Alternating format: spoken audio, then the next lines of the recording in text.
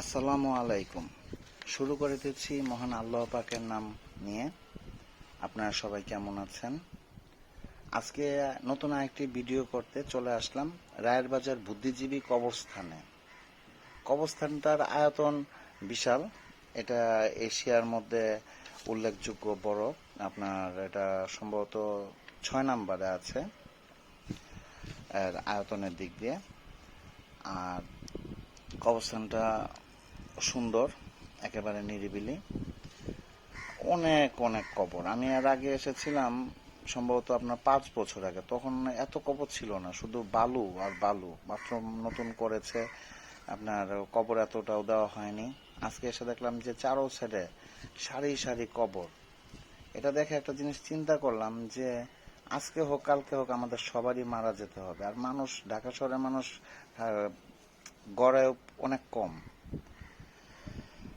আর আল্লাহ পাক আমাদেরকে সৃষ্টি করেছিলেন ওনার ইবাদত করার জন্য, কিন্তু আমরা সারাটা জীবন কাগজ টোকাতে টোকাতেই, কাগজের পিছে ছুটে ছুটে আছে না, সময় শেষ করে ফেলি, ওনার ইবাদত করি না। এখানে কাগজ বলতে আমি টাকাকে বুঝিয়েছি।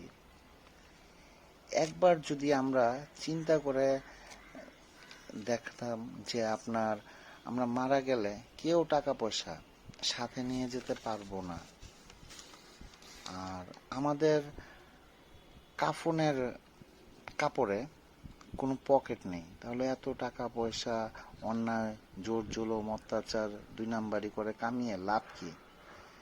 আমাদের জীবনযাপনের জন্য যতটুকু দরকার ততটুকু ইনকাম করার পরে আলহামদুলিল্লাহ বললে আল্লাহ পাক খুশি হন।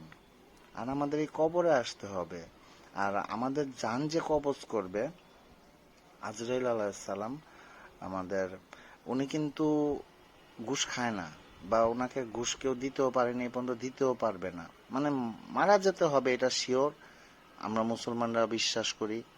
আর আমরা দুনিয়ার বুকে যারা ভালো কাজ করবে, ভালো কাজ করব, তারা মারা যাবার পরে বেহেশতে যাব বা আরামায়েশে থাকবো।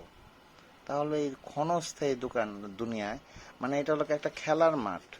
এখানে যে ভালো পারফরমেন্স করবে, মানে আল্লাহ পাকের দিক নির্দেশনায় চলবে, সে ওপারে যে সুখে থাকবে, শান্তিতে থাকবে। আর এই দুনিয়াতে যারা অন্যায় অত্যাচার করবে, মানে খেলার মাঠে ব্যাড পারফরমেন্স করবে, তারা তো অবশ্যই পরবর্তীতে টর্চারের সম্মুখীন হবেই। আর আমি বয়স এতটা না, কিন্তু আমার যতটুকু মনে হয় যে আমরা এ দুনিয়াতেও যদি সৎ পথে থাকি, আলহামদুলিল্লাহ ভালো থাকতে পারি, ওপারে আছে না, ভালো থাকতে পারবো। সবাই ভালো থাকবে।